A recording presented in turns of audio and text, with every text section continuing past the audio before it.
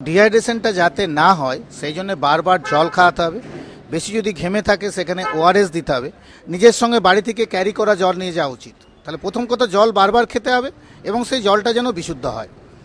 দ্বিতীয় হচ্ছে যে এই গরমে শিশুদের স্কুলে সব ছুটি পড়ে গেছে ঠিকই, কিন্তু অনেকে তার মধ্যেও বেরোতে চাচ্ছেন। গরমে কিন্তু বেরোবেন না, খুব জরুরি কাজের প্রয়োজন না থাকলে বাচ্চাকে নিয়ে গরমে বেরোবেন না।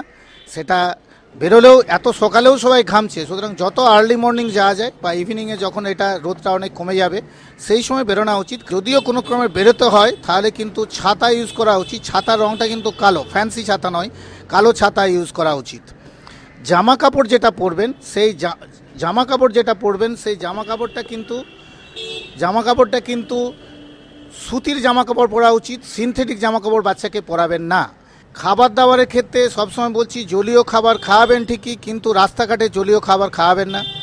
ফল খাওয়াতে পারেন বেশি, ফলের ক্ষেত্রে মরশুমি ফল বেশি খাওয়াবেন।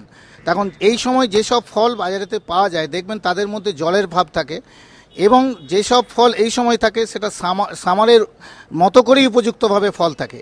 এই গরমে ঘেমে থাকা অবস্থায় বাচ্চাদের মধ্যে অনেক সময় স্কিন ডিজিজ দেখা যাচ্ছে। আমরা একটা রোগ বলে থাকি যেটা ঘামাচি বাচ্চাদের মধ্যে খুব হয়ে থাকে। ঘামাচি হলেই মা বাবাদের প্রবণতা আছে ওর মধ্যে একটা ঘামাচির পাউডার দেয়া। ঘাম অবস্থায় বাচ্চাদের একদমই পাউডার দেবেন না, তার কারণ ওই পাউডারটা ঘামের সঙ্গে মিশে গিয়ে সঙ্গে সঙ্গে লোমকূপগুলো বন্ধ করে বিভিন্ন ধরনের ইনফেকশন করতে পারে। ঘাম অবস্থায় পাউডার নয়, বাচ্চাকে তার চেয়ে বরং বারবার স্নান করাবেন।